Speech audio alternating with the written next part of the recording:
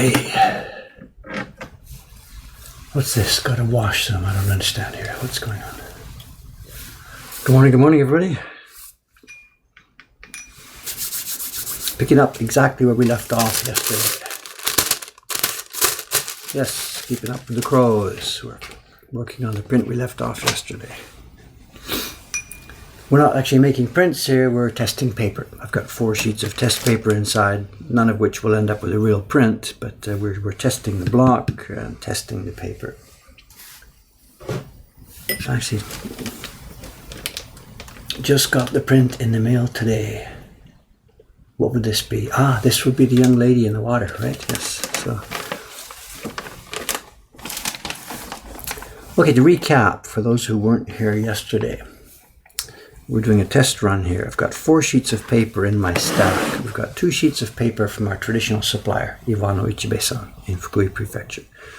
We've got 2 sheets of paper, the new paper we've been testing. There was confusion in the stream yesterday. I used 2 terms to describe it. I talked about the Corso paper, and then I also talked about Sawaki-san's paper.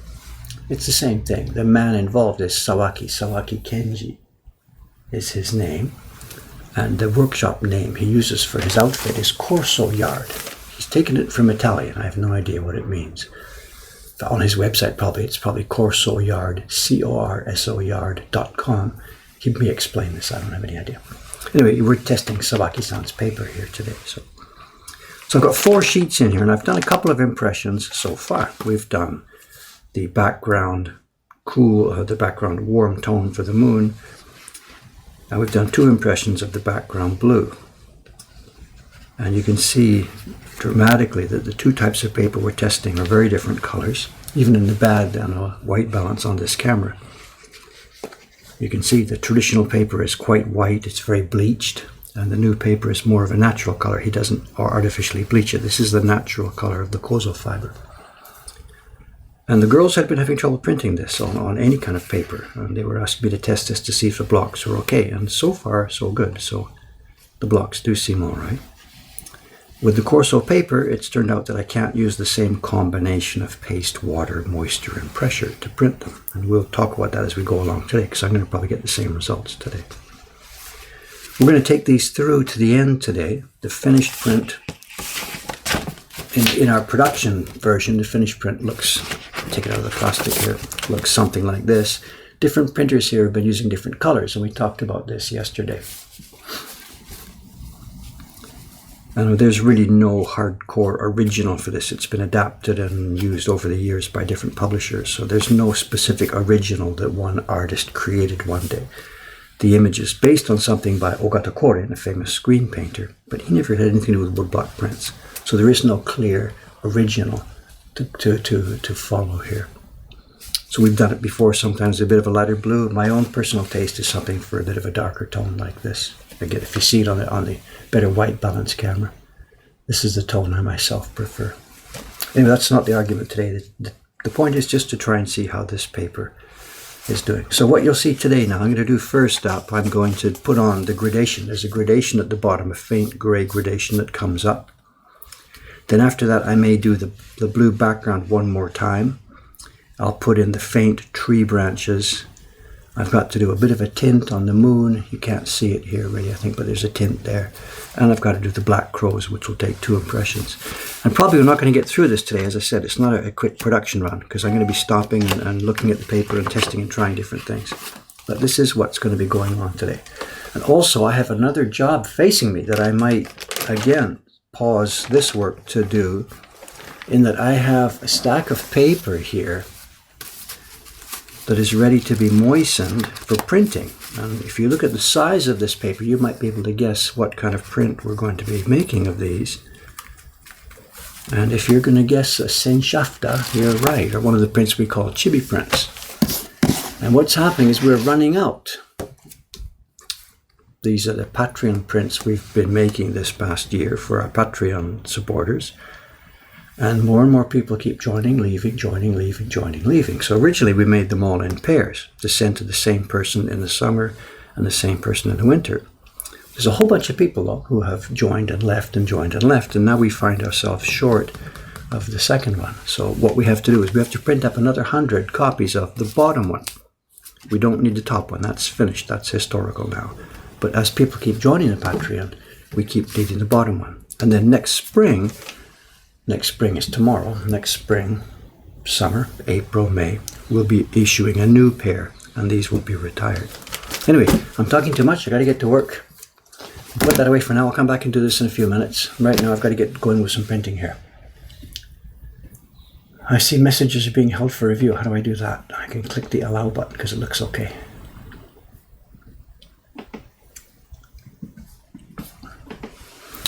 Okay, first up is a gradation. And maybe actually I've perhaps never done gradations on stream before. I don't know. I don't remember.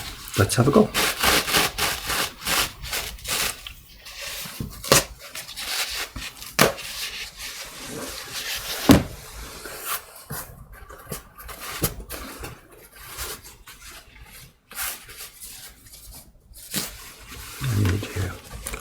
In thirds.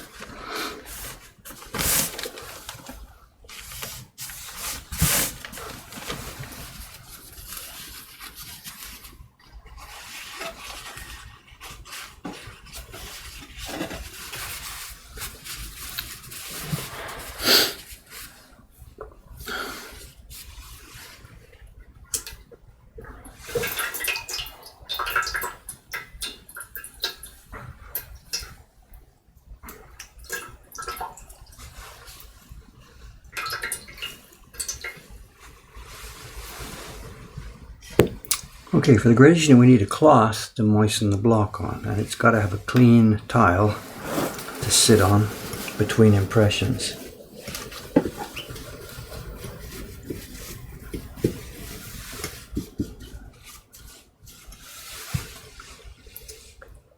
And the cloth is going to be used to moisten the part of the block.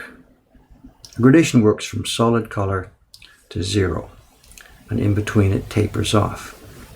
And the moistening cloth is used to moisten the block in the area where the taper will take place. We don't need to moisten it in the place where the color will be strong, and it's irrelevant up at the top. So the block just needs to be moistened now in this area. Now as we go, print 1, print 2, print 3, print 4, we'll be picking up pigment. This block will be covered with pigment and clean. So the moistening brush is going to start picking up pigment. And it will tend to get pigment at the bottom and nothing at the top. So if I slap it down on the tile any old way, pigment will be moving around and will get screwed up.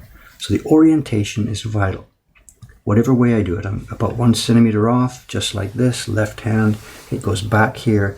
I will have to reproduce that same movement exactly each time. Now for printing the gradation, I got a fresh new brush here with nothing in it. Yeah, we're testing the paper still. Have I got a work table? No, not at all. This is I'm just stealing one of the tables upstairs here. I don't have a work table. For the brush, we're going to do a gradation, so it means pigment is going to be at one end and paste is at the other end. And in order not to get mixed up, what I usually do myself is I just make some kind of mark at one end. That's going to be the pigment end, that's going to be the paste end, so that I don't get it confused and mixed up. It has its own tile, and I'll need one more tile. Oh, I don't have one. Excuse me a minute, I gotta go grab another tile. Yes.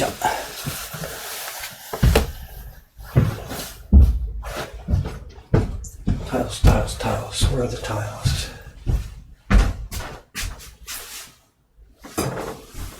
Tiles. Sorry, Ishikawa-san, I'm going to borrow a tile from your bench.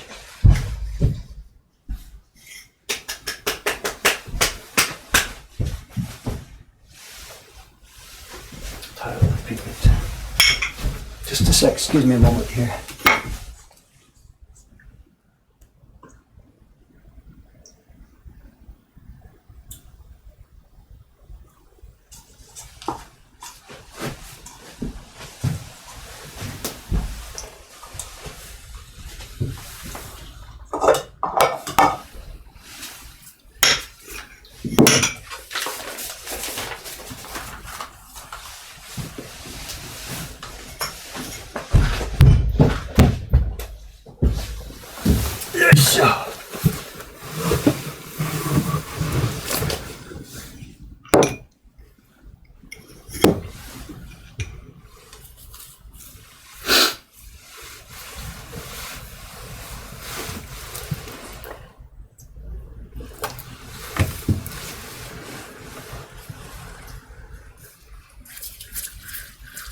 Workspace squatter, nee. So I'm stealing. I steal pigments from all the neighborhood benches here.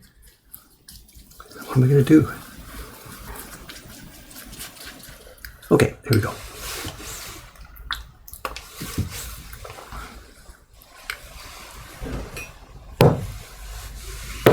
I should just do a couple first and then try and explain. If I explain too much, I can't do this. Okay, here's the brush. It's going to be a gradation brush. At the moment it's dry.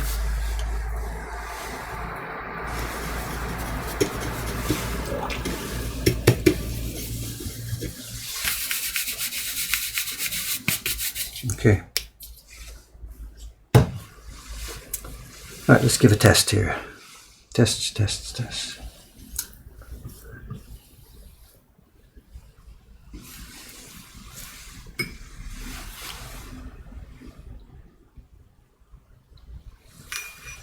Based on the block.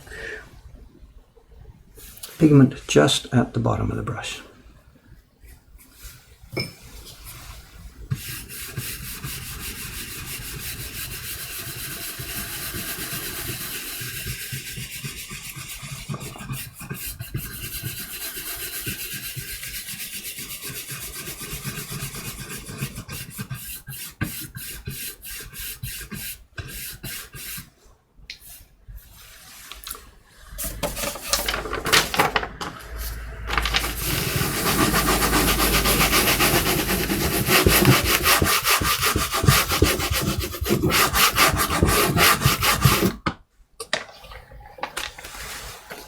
Oh, I have a problem. Somebody didn't wash the brush last time they used it.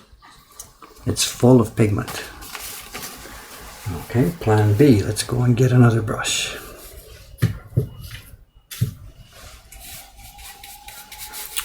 Let me go and wash this one. See what's happened? The brush itself was full. Somebody left it and didn't clean it. So it was full of blue pigment here, blue-gray.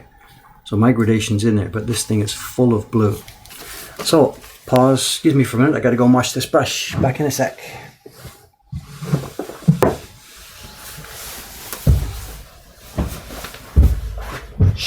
Let's just change for another one. What are we gonna do here?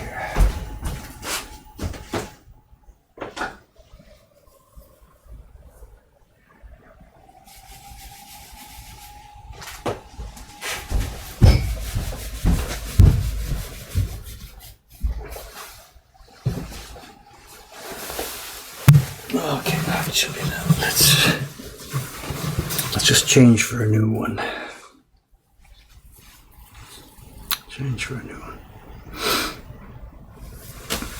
Also, what we're getting to now that I think about it, the block was used yesterday for printing blue and it's still got lots of blue pigment, so that's what's picking up here as well. So let's see.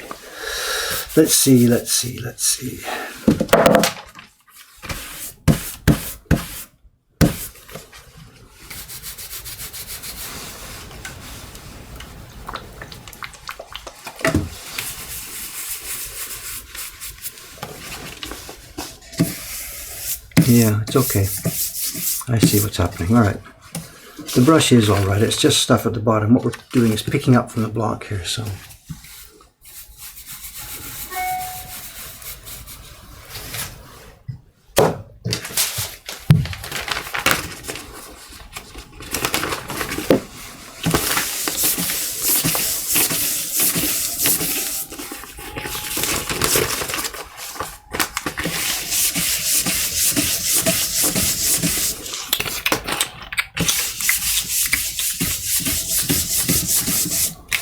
Okay, let's have a go at this.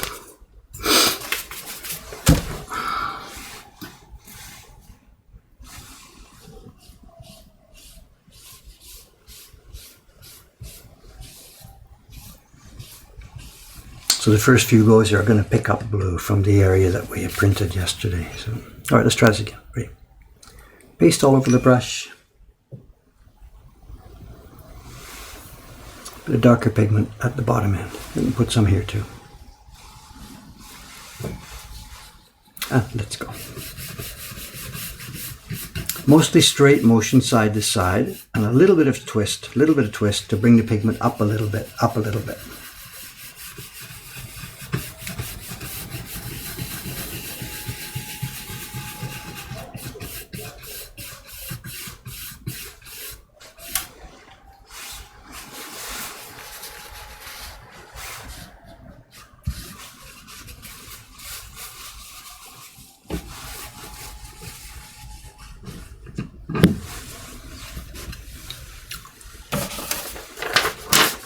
windy outside. I think there was a siren you heard just now. I'm not sure. I didn't hear specifically any wind. It was a storm last night. We had a rainstorm last night. I heard the wind pounding against the windows. But now it seems to be a quiet morning. It's an overcast, quiet morning here. Here we go. Okay, there's our gradation up from the bottom. This is test paper. Let's have a look. Let's try it on the real washi.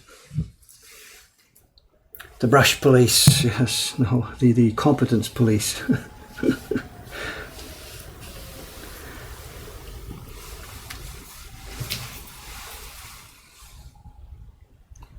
Paste. And let's go with the pigment here. We need a good orientation.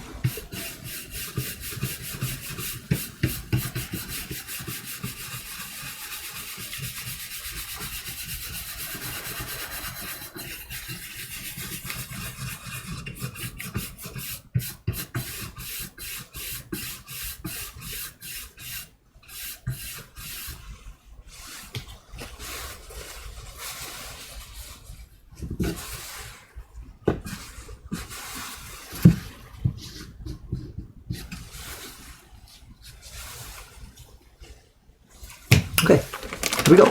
First one of the day. First sheet up is Iwano-san's paper. We've got a basic blue, no gradation yet.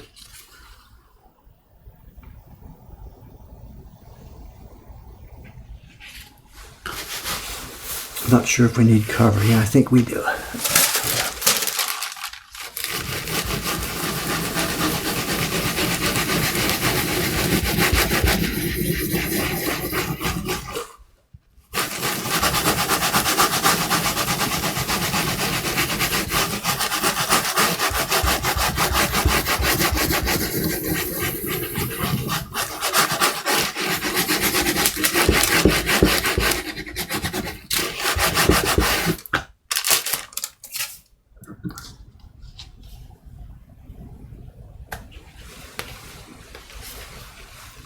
There we go. Can we catch it? Deeper from the bottom. It's a bit distorting right now because we see here the effect of the water. This paper is wetter than normal, so the line you see here will disappear soon. Not sure if this can be visible or not. Can you catch it? It's just a bit deeper now at the bottom side. It's still a bit too much of a strong line. We shouldn't see that wet line once the water is, what's the word? Once the water has seeped through.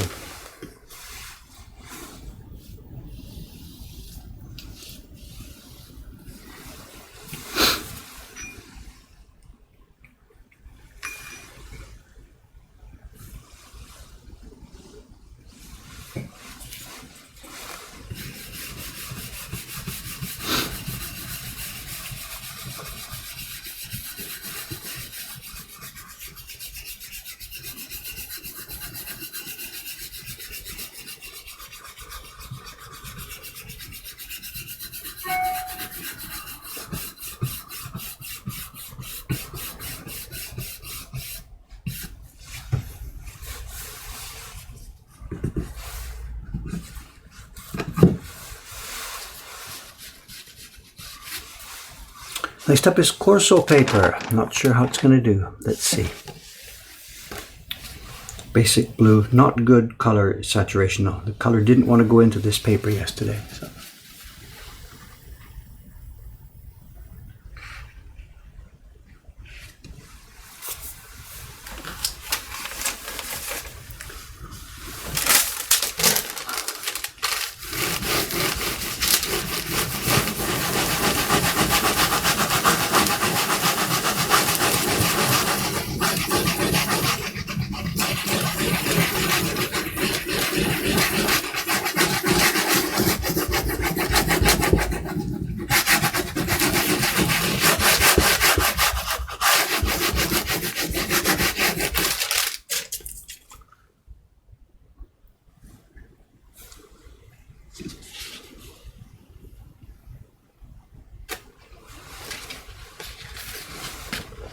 Okay, the gradation looks okay, but have a look at this. Can you see?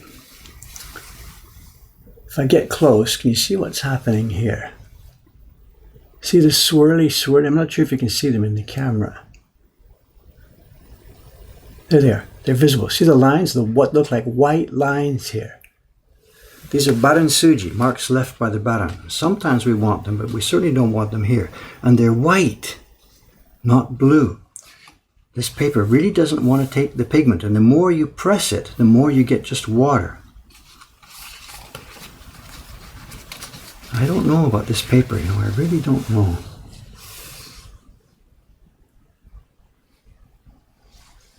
Anyway, press on, just keep going, just keep going. We got no such lines in the Iwano version a moment ago. Right? Next one up is Iwano-san's paper, we'll do the same thing.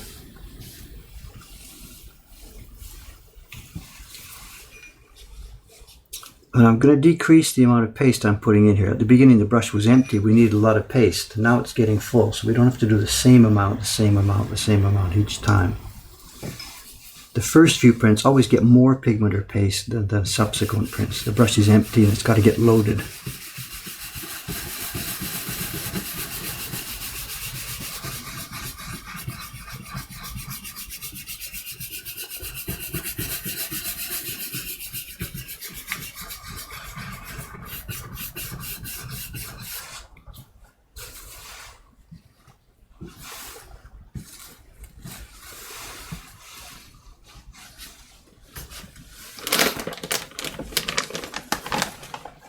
Okay, Iwano-san paper. Beautiful, smooth, clean, nice background. Let's see what it looks like now with a light gradation on.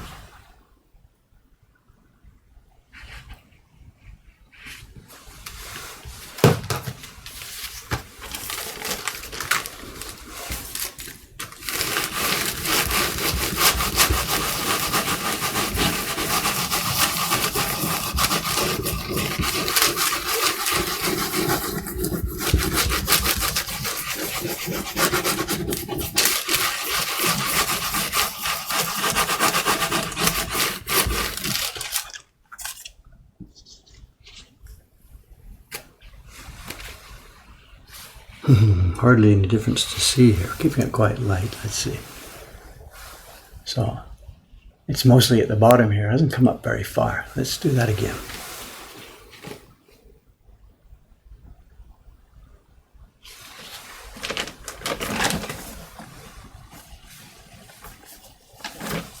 Next up, Corso paper. What I'll do this time is I switched there. The baron I used a moment ago gave the strong lines. It's a bit too strong of a baron. I've switched to a medium. It's a medium baron.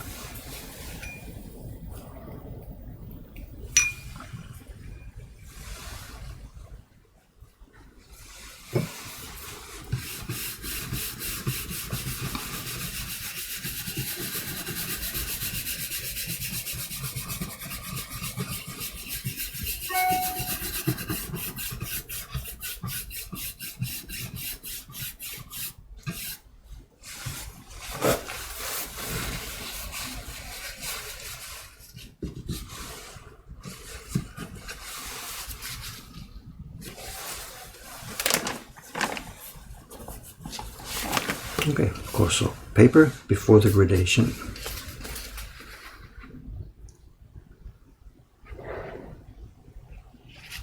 I love the color of this paper, you know.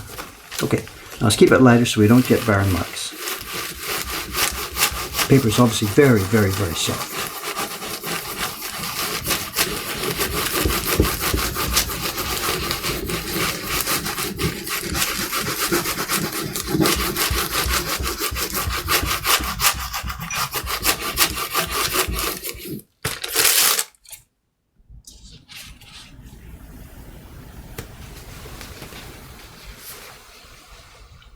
Nice, isn't it?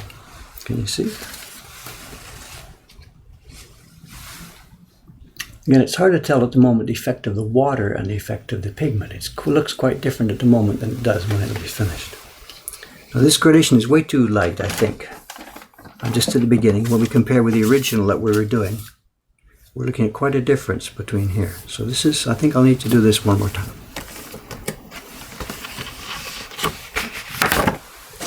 But if I do it one more time right now, the paper is saturated and full of moisture too much. So instead of doing it right on top, I'm going to switch blocks out. And we're going to go and do another impression first.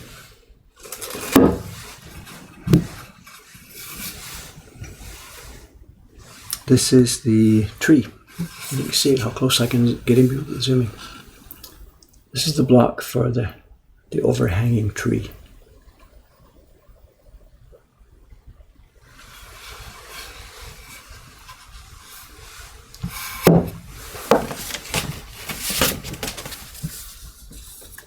The tree areas here.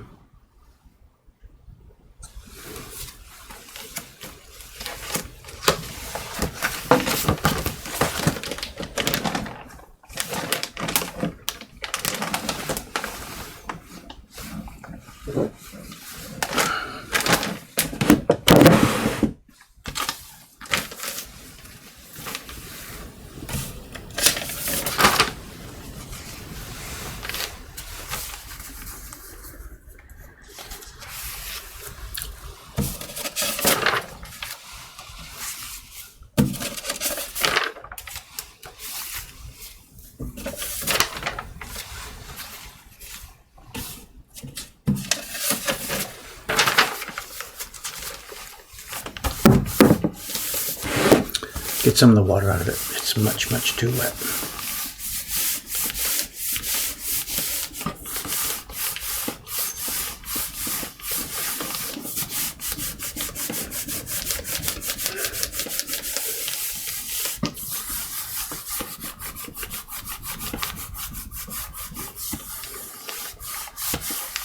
That's about the color. The new paper is the same color as the current one. No, the new paper is totally different color. I don't know. What we've done with the new papers, it was his choice and our choice too. We asked him not to bleach this, not to artificially change the color. So the new paper that's in here, the paper from Sawaki-san, is just completely, totally the color of the mulberry fiber and nothing else. The paper we've been using for years from Iwano-san is heavily bleached, which we're really not so happy with.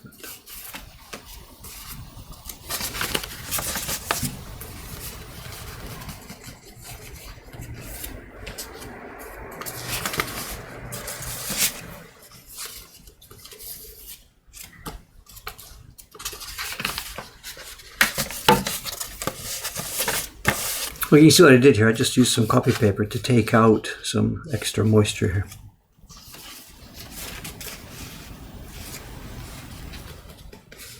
here. Back to normal.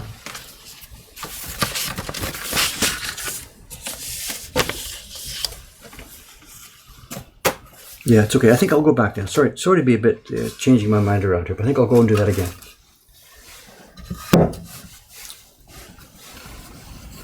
As I said, it's not a clear workflow today, just testing. So maybe I'd like to go back and do that gradation again. It's still too light.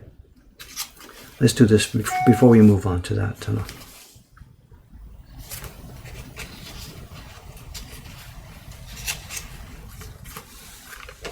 Before we move on to that tree. Okay. Change. Let's do this again. Okay. You can see where my rag, it started picking up paper now. Picking up, you can see. Let's fold it up, give it a new surface. It's got 8 surfaces, the rag, after you've folded it a certain way. You can see the way I've done it.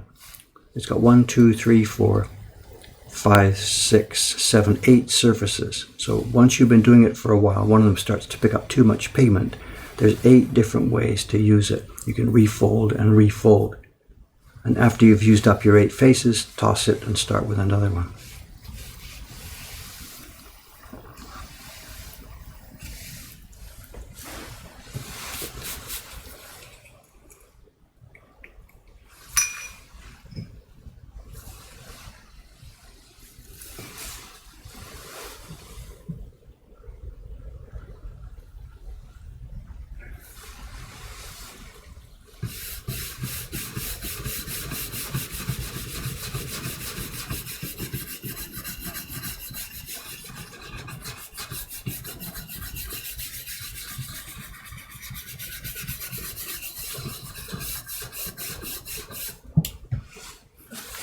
Too much talk here. What's this? Might a thicker sizing help the paper take the pigment better? I'm not so sure about that. What a thicker or heavier sizing does, it makes the paper stronger and harder, more resistant to rubbing with the baren. The paper pulls up less, but it doesn't let the pigment go inside. When the sizing is too strong or too hard or too heavy, whatever word we use here, that resists printing. As a printer, our ideal, the sort of holy grail we would love to have, is paper with no sizing, paper that is so soft the pigment smoothly seeps inside it. And sizing makes it, hontoni makes it harder. It's a real paradox. I know. Just a minute.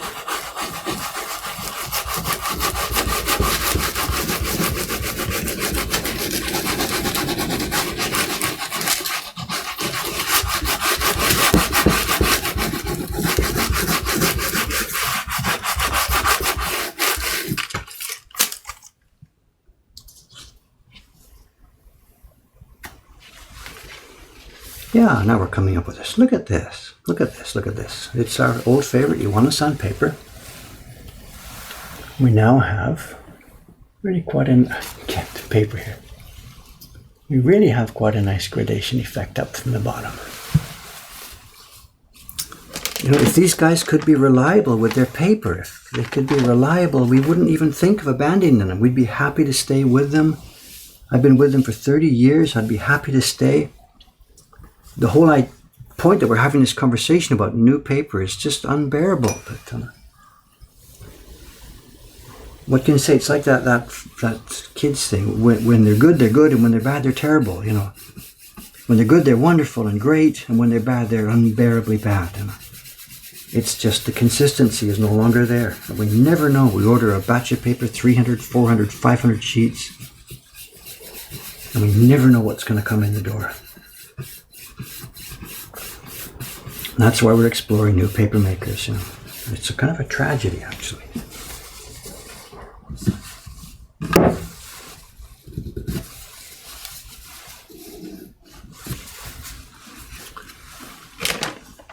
Okay, this is Corso paper, the one we get all those lines with. I can't erase those. Those lines will never be covered up now. Those swirls. Remember I showed you before the close-up, the swirls. We can never cover those up. We can print on top and print on top and print on top till the cows come home. And those lines will still be there. So this is not fixable, but again, just to keep it in, keep testing.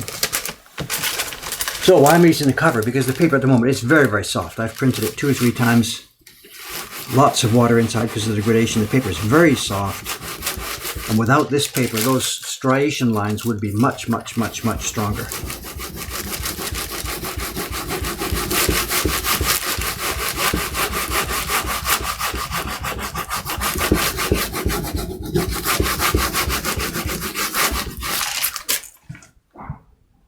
Got your winter Patreon print. You mean you got this one to show? The one with the tree. Good. I'm going to be printing more of those. If you're late coming here, I'm going to be making some paper wet. You're going to be seeing this on the next stream over the next few days. Here we go. Yeah, the overall effect is nice. If I don't get too close up, if I stand back, this looks good. We're getting a good gradation, but the problem is we've still got the striations. They're never going to go away. Okay, back to Iwano-san's paper. Sorry if this is not interesting, but you know, I have to do these things on these sheets of paper. And once we dry them, sit and look at them carefully, think about what we've done and what we've got. I'm sorry if this is not such a specifically interesting, get some work done stream. You know. Might be okay. You don't really get a chance to see us do gradations very often, so it's okay, I think.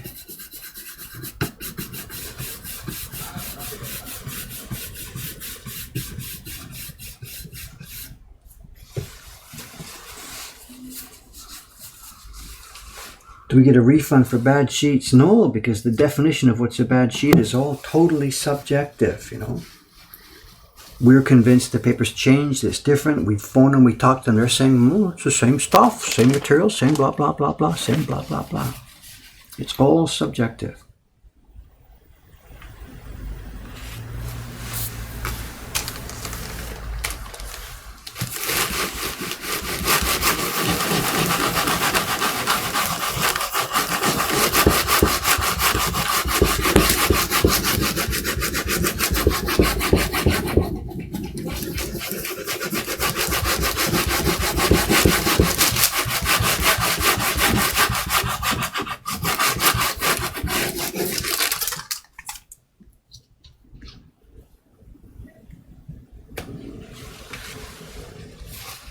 Yeah, getting deep and rich. Look at this. Nice, nice, nice.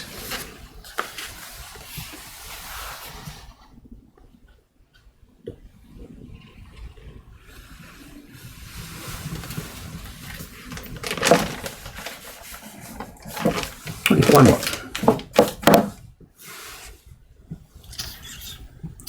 How many gradations could we do a one print? I don't know, how high can you count? There's no limit really. As long as we do this carefully, keep the moisture control careful, there's no limit, nothing. I don't know, what can I think of as an example? Ask somebody to Google here for me. If you go to, Paul Jacquelet. I can't think of any specific, which one of his specific prints might have the most gradations, but if somebody Googles in the background there, the printmaker Paul Jacquelet, how do you pronounce it? Jacoulet. He's dead now. He died just around 1960s or somewhere around there when I was a kid. He was a Frenchman living in Japan. He designed prints. He's not a printmaker. He was a designer, an artist. And he self-published. He hired carvers and printers to publish his work. And some of it's quite bizarre, quite sort of outre sexuality, whatever, that really didn't fit his era. If he was living now, he'd be much more successful. And he did some prints with 300, 400, 500 blocks, or 300, 400, 500 impressions with any number of tiny gradations. I've got a couple myself in my collection. I can't afford them, they're too expensive.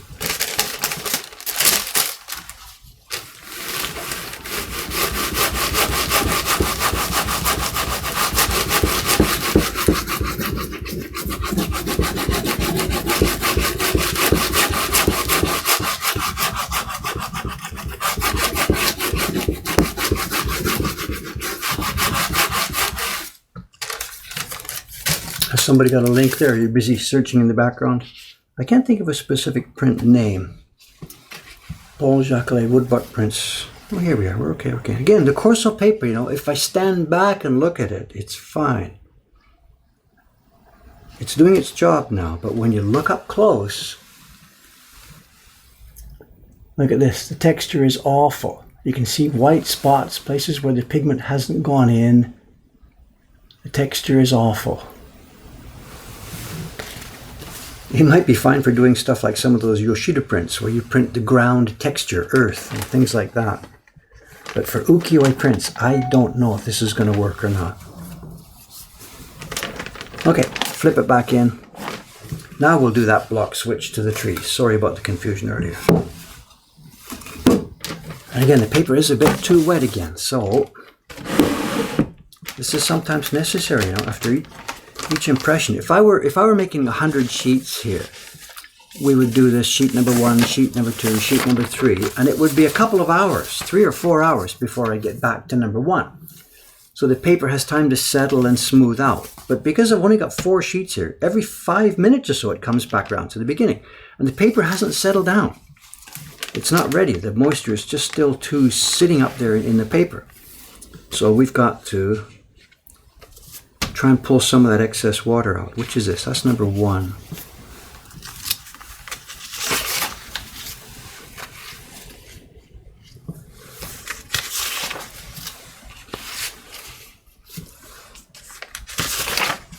This wouldn't be necessary if I were doing a long full edition.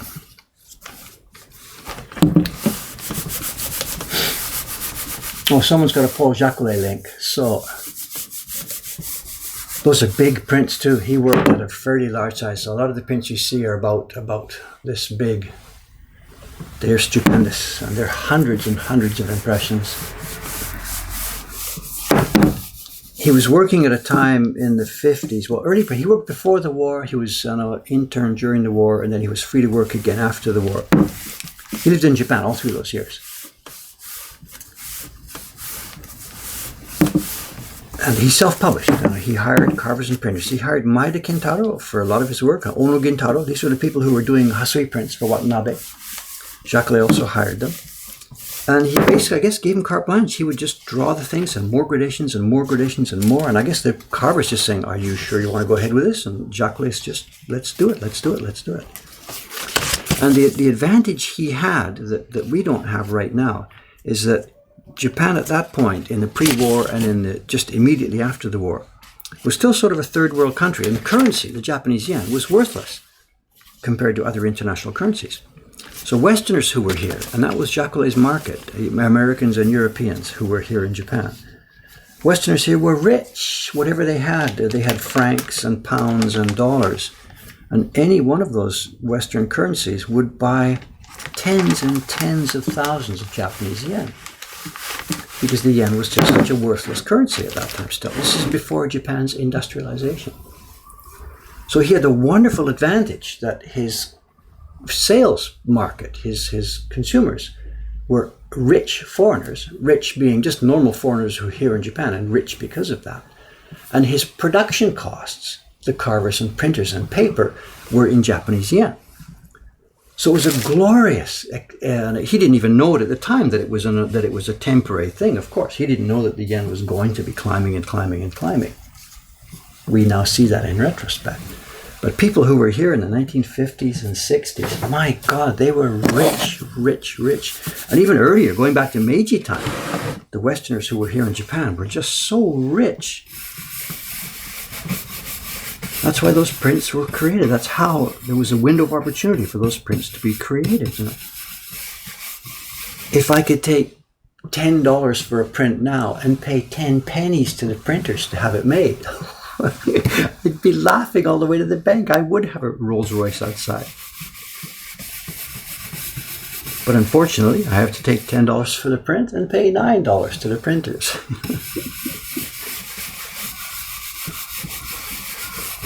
This is why you don't see new Shinhanga, you know, those prints from Hasui and Koitsu and all those things with 50, 60, 70 impressions. This is why we can't make those anymore from scratch on large size, because the production costs are just too high. Okay, let's do some testing. What do I want? I want a gray blue here, so let's just put some bit of black. We'll keep using our blue here. We're going to mix things together.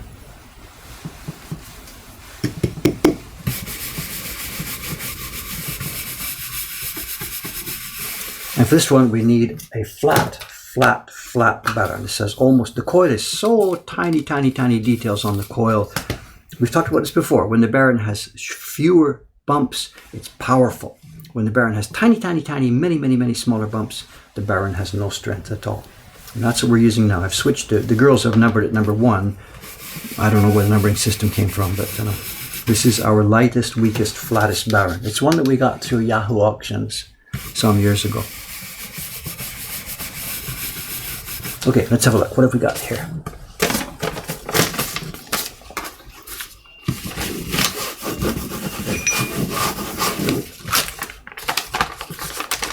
Just a little bit too strong, I think.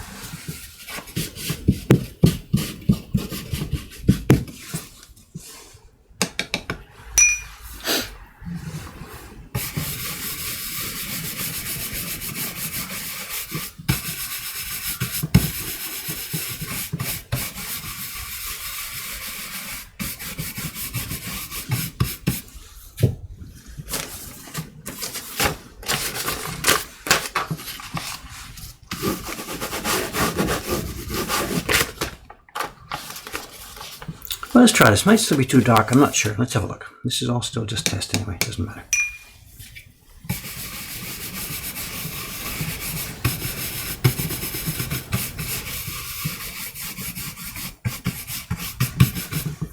Okay, here we go. Iwano paper first, as usual. 1, 2, 3, 4.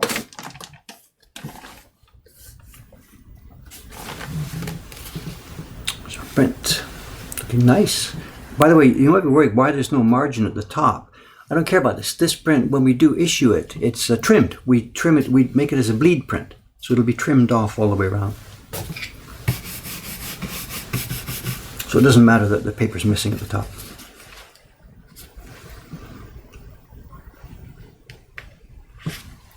Now, where is it? I can't remember. Where's the... Where do I rub? Up here, come on.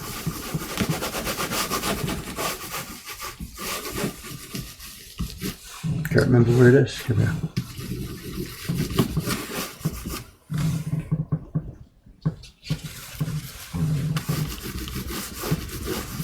This is funny too. When you do an edition, your hands learn where the thing is. But at the moment, this is sheet number 1. I have no idea where it is.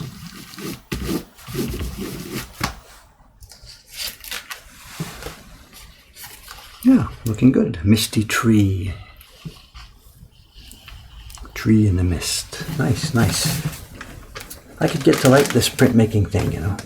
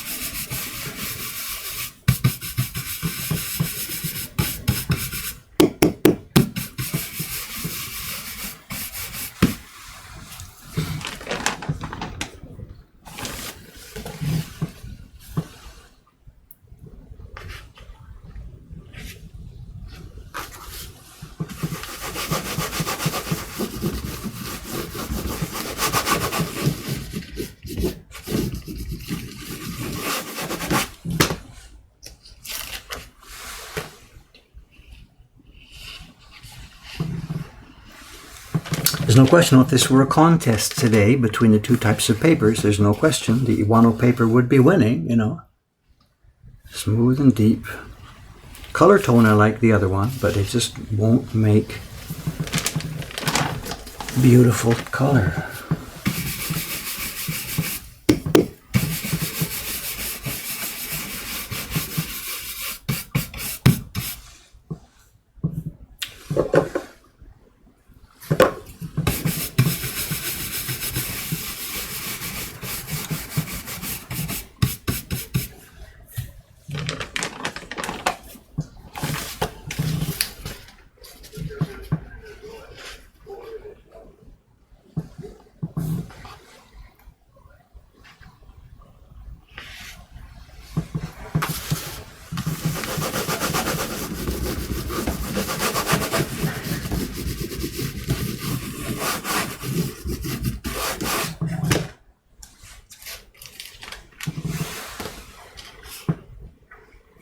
What's the point? Today the girls are right. You mean the girls have been frustrated. They've been unable to print this properly. I know what we're doing here is I'm a step ahead of where they are. I've been able to print some kind of attractive color. But when you look down really, really closely, it's not the kind of color we would like to publish. It's not the kind of prints we would like to be making. You know. So yeah, they're right in that we don't know how to handle this paper. Absolutely. But are they right in that we'll never be able to use it? I don't know. I don't think so. Anyway, here we are. Okay, what's next? Now, next is interesting. I'm not sure if I'm going to be able to show it to you. I'll show you how to do it. I mean, You can watch me do this, but whether you're going to be able to see the result or not, I don't know.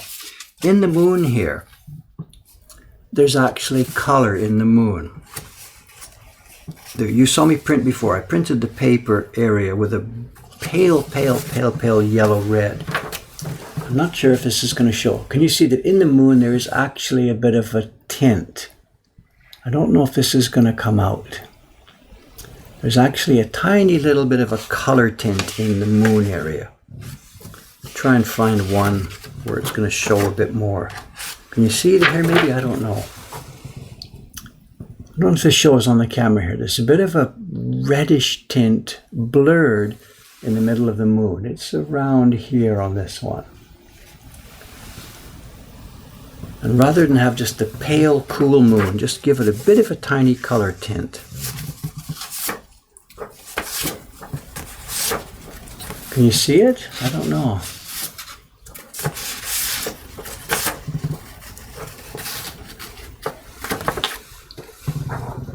If you can see it here, this was printed a bit too much. Can you see it? This was sort of a reddish tint in the central area of the moon here. It's there, but it just barely shows. In real life, when you're sitting here holding the print, and I'm looking at it under nice light, I can see this. You maybe wouldn't even notice it, but it's there. That's what I've got to do next now. So maybe this is sort of like a magic trick. I'm going to do something and you can't see it, but whatever. And here's what we have here. We've got a block that's just the moon shape.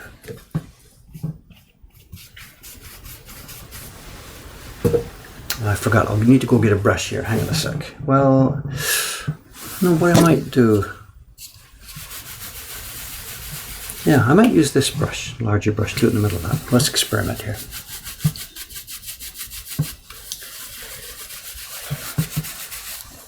Okay, we need a new gradation pad.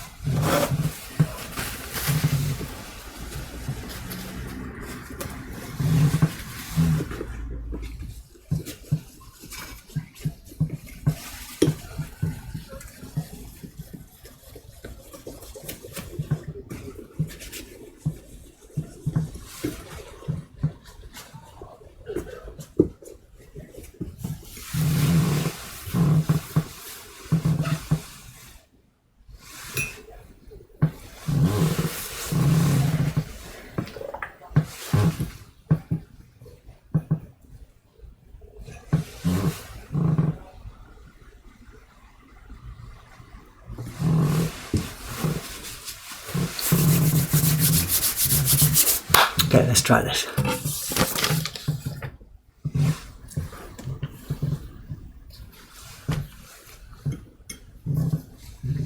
Here's our gradation pad. The whole area just slightly damped.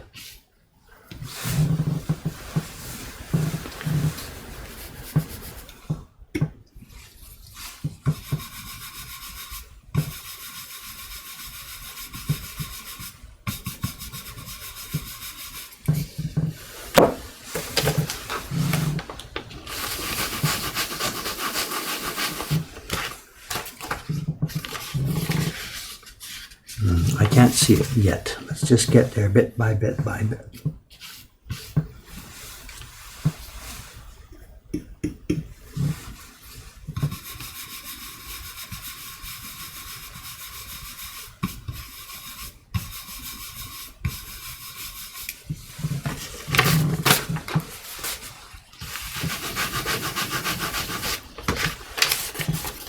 Coming now.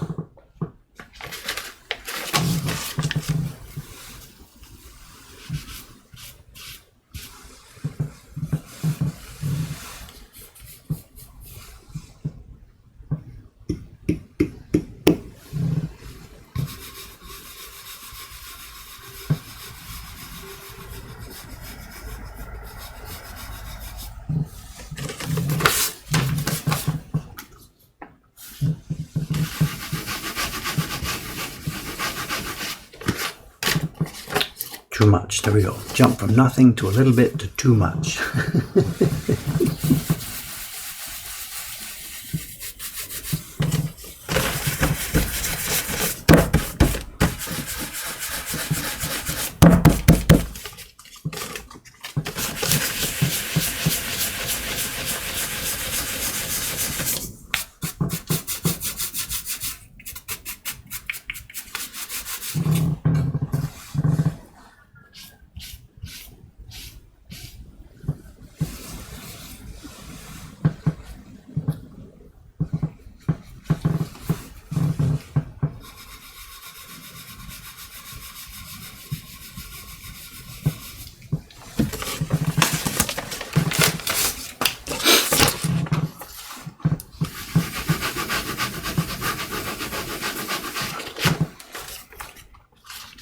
think we're about there. Let's see. Let's try.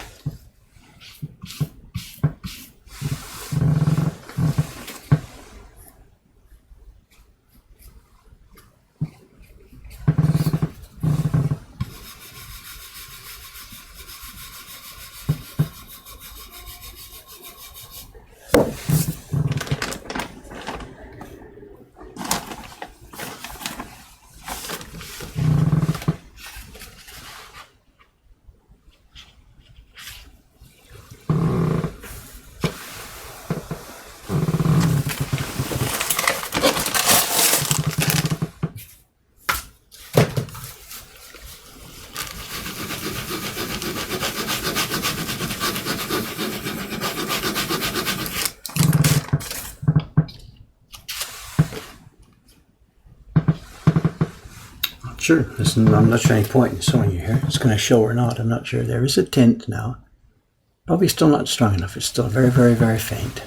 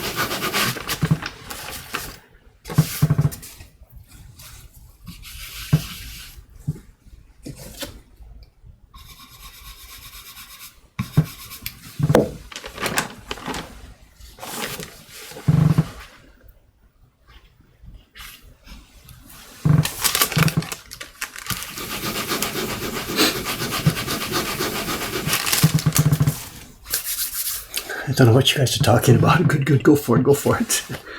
Yes, nice. It is okay, you know. Again, I'm sorry to be frustrating you here, but there is actually now, there's a little pale reddish tone tint now in the middle of the moon there. This is coming nicely. This is coming nicely. We put those crows on there now, and it is going to snap, crackle, and pop. Okay, one more on this. The next one will be much more visible.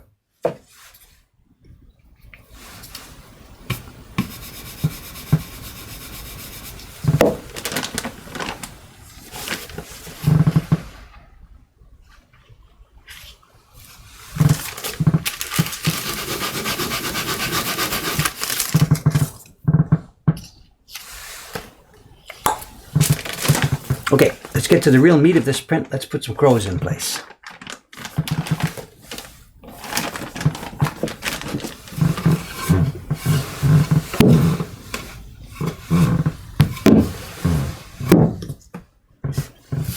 Now for this one, we need juicy, rich black. I've stolen one from Ishikawa-san's bench next door. It's what it is, it's a sumi pigment. She put some calligraphy ink in water and she used it to print something or other. But now it's dried out. So now it's just it's a paste. It's a creamy paste in here. And that's going to bring us up a nice rich black. Let's get the block moistened, ready to go.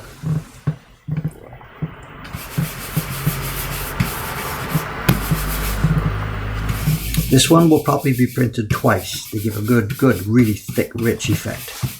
Huh? What's this? 9 o'clock. It must be the man himself. Is it Cameron-san? What? It's Cameron. Hi, good morning. Yes, good morning.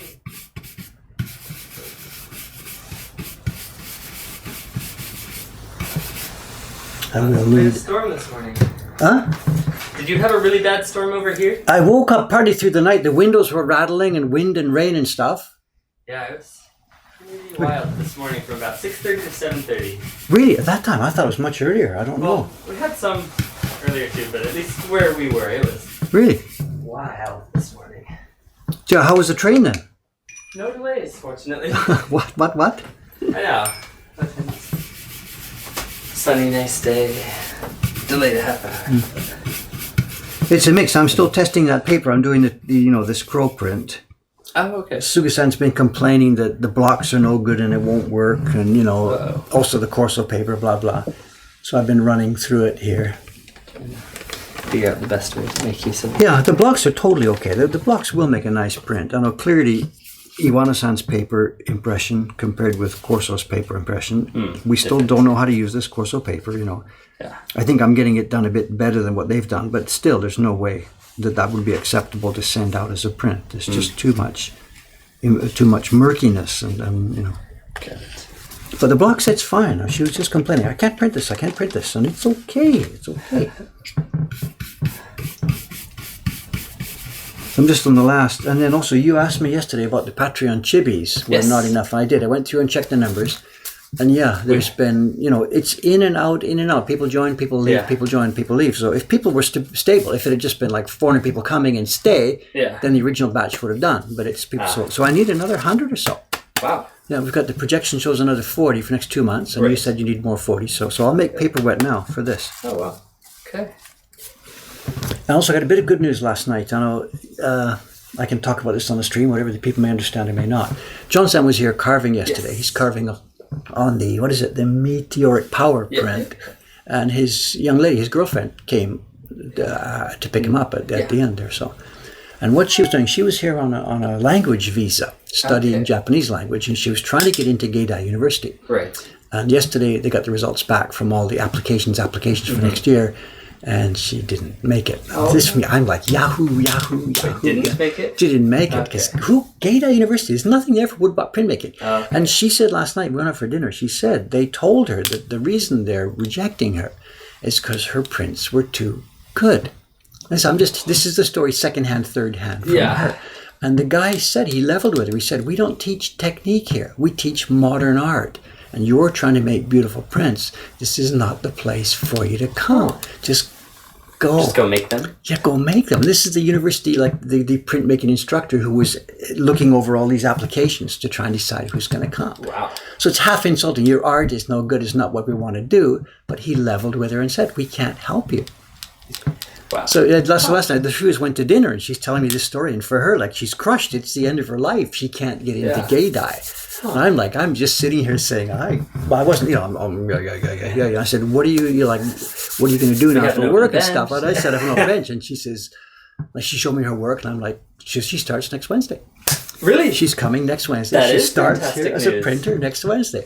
It's good news, bad news in that she doesn't want to be a printer, a shokunin, a printer. She wants to be an artist. She's got her own art and her own stuff she wants to make.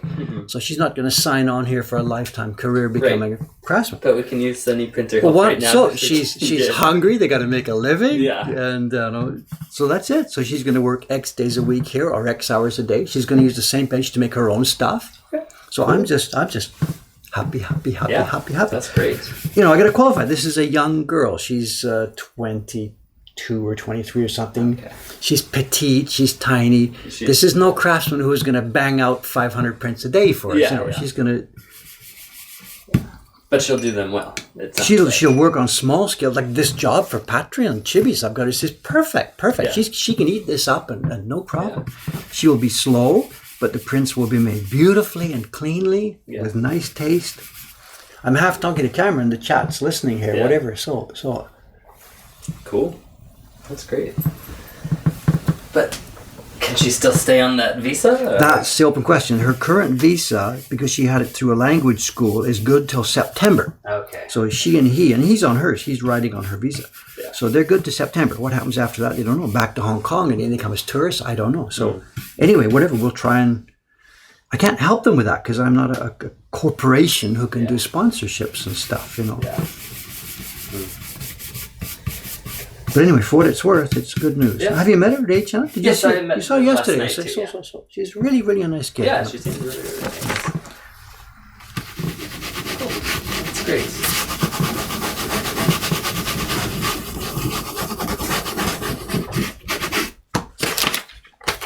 Okay, crows. Let's put these crows in. What have we got here?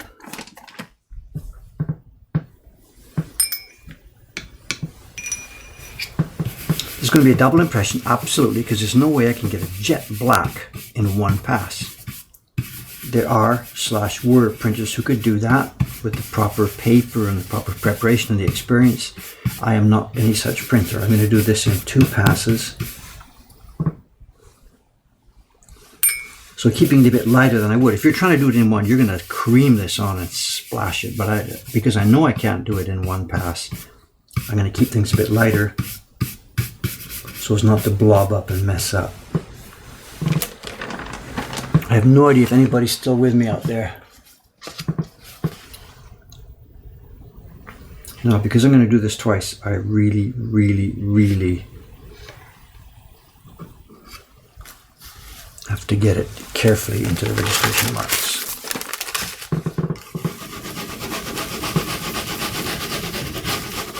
Where are we?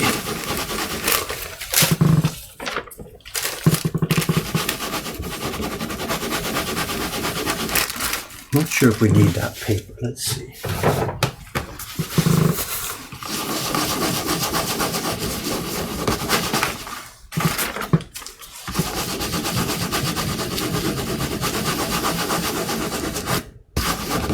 Where's the other one? A pair is here somewhere. Trying to find them.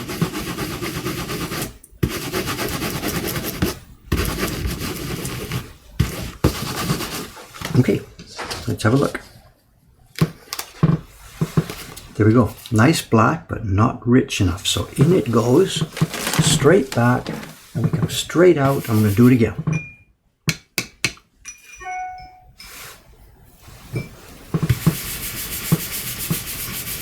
Mostly with the pigment that's still in the brush. The brush is still full of it. Bit more paste there.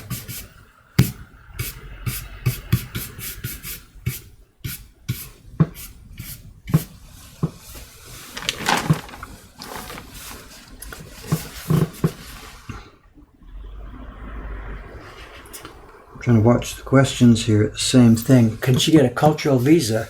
Yes, if she's going to some kind of accredited school, like an Ikebana school or a language school or whatever. Unfortunately, Mokuhankan here is not accredited, or it's not a school, it's not anything. From the outside world's point of view, the tax people and the government or whatever, this is David's hobby. Mokuhankan is a proprietorship. It's just what I do. I make things and sell things. It's not a company, it's not a corporation, it's not a foundation. We have no status anywhere. It's just David's own wallet. So no, we can't sponsor her. I mean, I say we, it's I, from the authorities' point of view. This is just Dave sitting here. I have a permanent resident visa, so I'm allowed to, oh, look at this. Nice. There is basically what could be considered a finished print. Not sure if I might want to put the blue background on a bit more dense, but there we go. So as far as is this block set working, I'm going to have to fight with the girls. This block set is working. Now let's see how Corso paper takes the same thing. Hee hee hee. Good luck.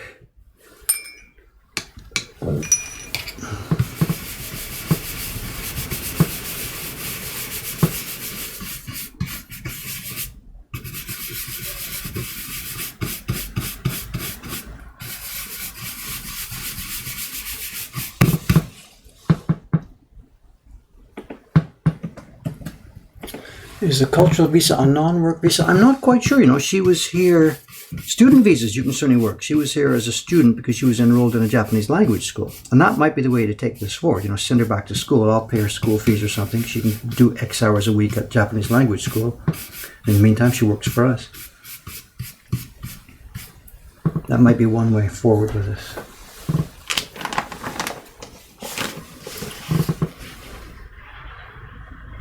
And when you're on a student visa, you're allowed to work X hours a week, but it seems they're not checking or counting, doesn't it?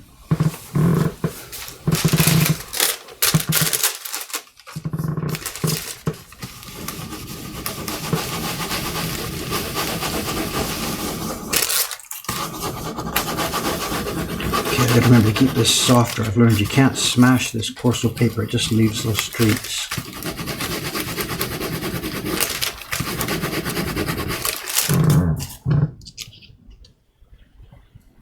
It's feathering too, it's pulling up feathers. Yes, yes, yes, feathering. Okay, it's not a good comparison. There's the first one. It's one impression. Let's see if it'll take a second one. So I'm not sure if it will take a second impression. Certainly no more paste. Absolutely not. Just a tiny bit of moisture just to get this spread out.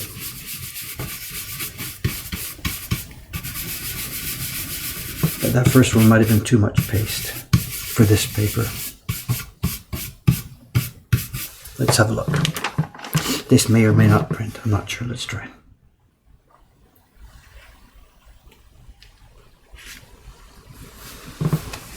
Scale down the baron. Lighter pressure.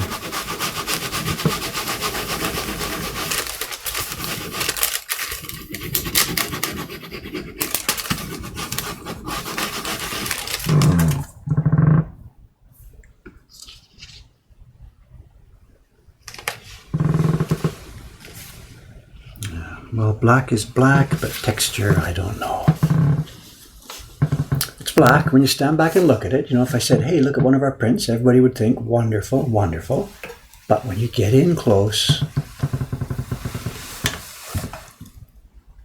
the black has come up black, but it's still strongly textured. You see the streaks and white stripes and stuff in it. If I pull up the Iwano paper that we just did, again, standing back, black is black. The closer you get, the closer you get, the closer you get, the black is still black. This one, this is Corso paper now. Look at this, the black doesn't have solid, it doesn't have depth.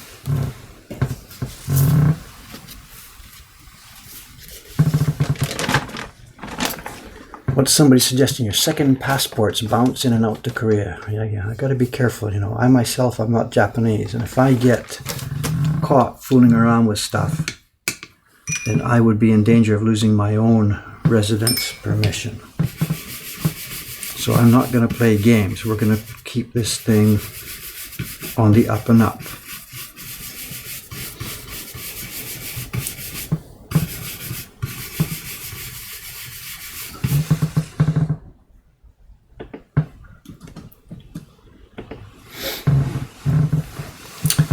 What qualified me for a permanent resident visa? I don't know. I know I applied for it. It's many years ago now. I applied for it and they asked for quite a lot of documentation. What are you doing? What things have you done? They come and investigate the neighbors. The police came and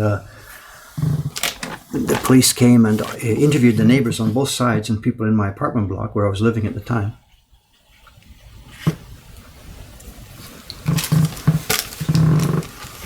I can get more of that. Need that.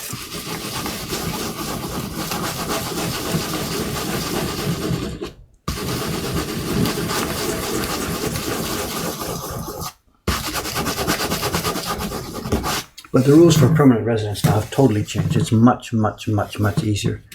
I've heard now there's people even getting it within 1 year. Back when I was at it, it was a minimum of 10 years. Just think about it. And now there's new classes of permanent residents that were given in 1 year. Japan is starting to get desperate. The ladies here are not making babies. Listen to me say that. Yeah. My ladies are making babies. But overall, as a whole, the population is not making enough kids. We're in population decline. And immigration is the only way through.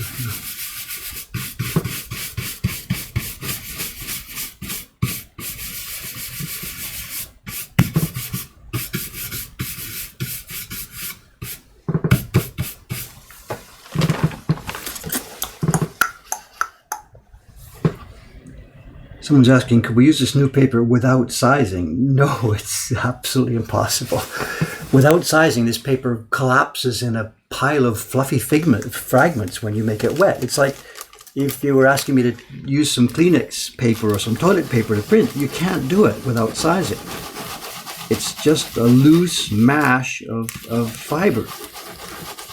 You can't possibly put it on a wood block and print it, you know. Maybe you said, Dave, just please try it. I mean, it just doesn't work. You know, the sizing is what holds this thing together.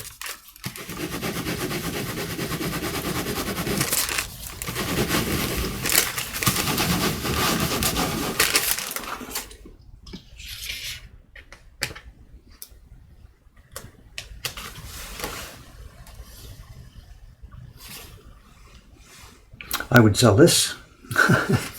It's still a test, but again, this is Iwano paper.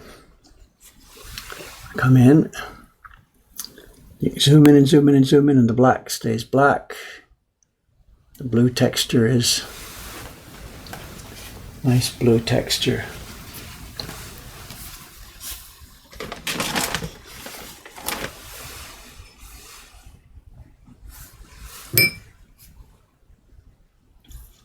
Someone's asking about Korean papers. I don't have any idea. I know there are Korean papers that are the same raw material. It's the same mulberry fibers that we use.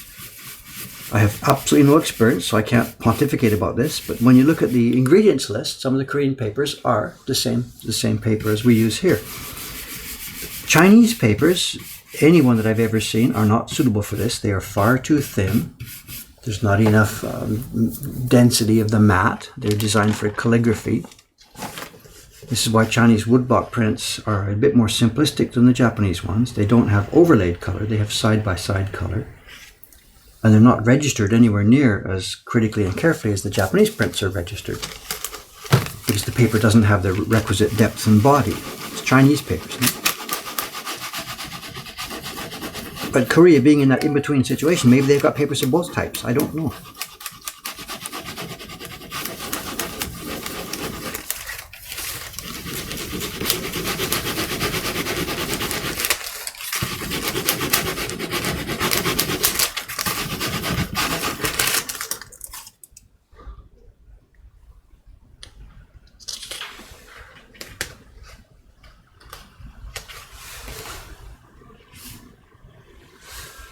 Ghost, the crows are in the mist also.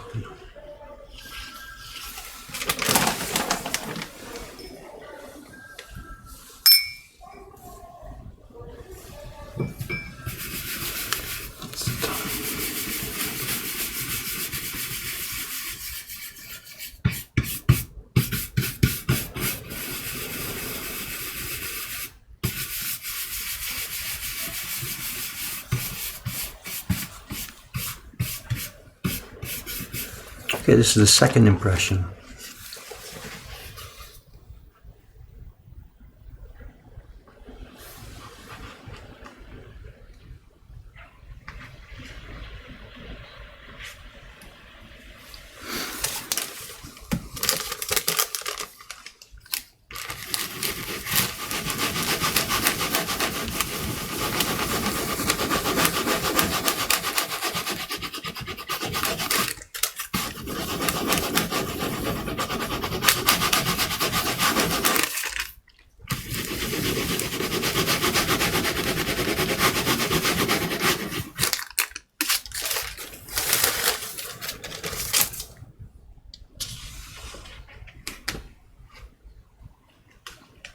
Yeah, it's stuck. It's pulling up hairs strongly. Yes, so it's the Corso paper after 2 impressions.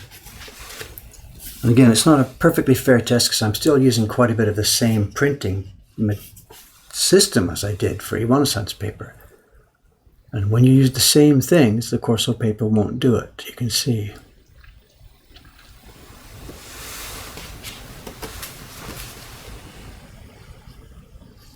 So anyway, mixed results from this testing. I know I'm very happy about the block set and the print. I mean, I knew myself that this was going to work because I made myself 200 copies of this print back when I was publishing my own prints. So the complaints from some of the staff here that the block set is not so good, I'm really going to just sit down with them and show them what I did and work out a better paste pressure mixture that will make the prints. But as far as the other part of this testing, the new paper, it's still up in the air. It's not looking 100% good. clearly going to have to struggle with finding a way to use this paper.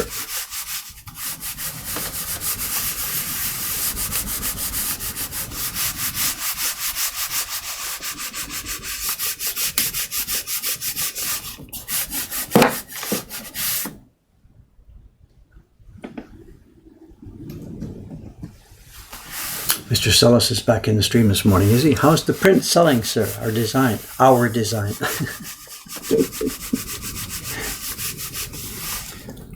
Someone's asking about a storage box for prints. The wood we use for our own prints always now is paulownia wood. It's the wood that from hundreds of years going back in Japan has been used for storage. Kimono storage boxes are made of paulownia wood. Any kind of art storage, if you've got a box with a famous teacup or something like this in it, it's always made from paulownia wood. It's called kiri in Japanese. It's light, it's easy and clean to cut, it's beautiful, and so they tell me, I don't know this, but so they tell me, it keeps out bugs. Bugs don't like it. There's some kind of smell or taste or texture or something. And items stored in paulownia boxes apparently are safer from things like bookworms and bugs and stuff like that. I don't know that from personal experience, but that's what they say. And we use paulownia for all of our storage boxes here. Can you see that? Can you see the tint on the moon? There is a tiny tint there now. Just it's a patchy. There, that's Iwano-san's paper.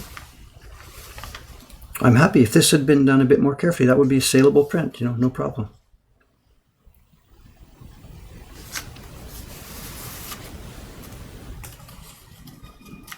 This next one is Sawaki-san's paper.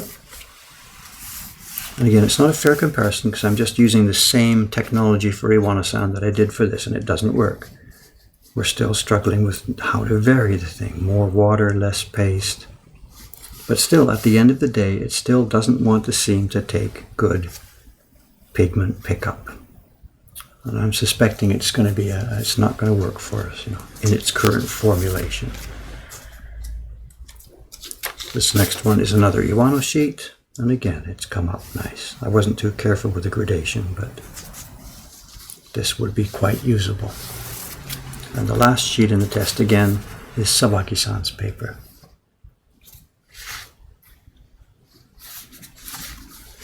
So mixed feelings, mixed feelings, mixed feelings.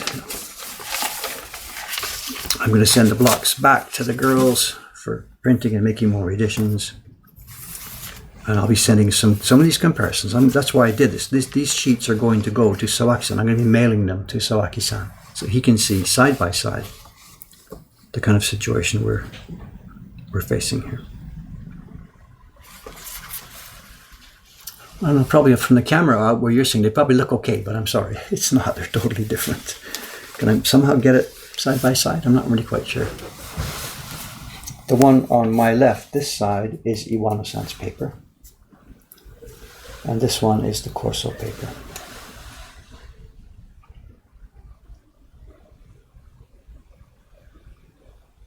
And I'm not worried about the color tone difference. You know, like I said, this paper is white and bleached. This paper is a natural tone. And I like that. I'm happy with the color tone. The problem we're having is the depth of the finished impression. Yeah. So what I would like, actually, I'd like a paper that's as strong and as vibrant as Iwano-san's paper with the color and texture and tone of Sawaki-san's paper. But Iwano-san is very rigid. They won't do their living national treasure. They won't change their formulations. They won't do anything. They're totally inflexible. You can't talk to them about anything. Paper is paper. That's all you can do. You can order a couple of different sizes of it, dimensions, but you can't ask for a different type of paper. They're legally obligated not to change things because they take the money from the government to be a living national treasure. Sawaki-san, on the other hand, he's experimenting and experimenting and experimenting. So where it will go, I don't know. Okay, gang, what time is it? 9:26. I'm out of here. The shop today is not so busy. Yesterday we were packed. We did 4 print putties yesterday. And because one of the girls was off, I was down there. So I was exhausted by the end of the day. Absolutely exhausted. Today should be easier. Okay, what we'll be doing tomorrow. Tomorrow's what I'm going to do tomorrow. And I can leak the information. I'm going to be making this paper wet sometime today. And starting tomorrow, I will be printing another 100 copies of the winter Patreon chibi. I don't have the blocks handy here, but we thought about this in advance. You know, when I started the Patreon system, we knew that things might change and more people might come along bit by bit as we were doing this. So I made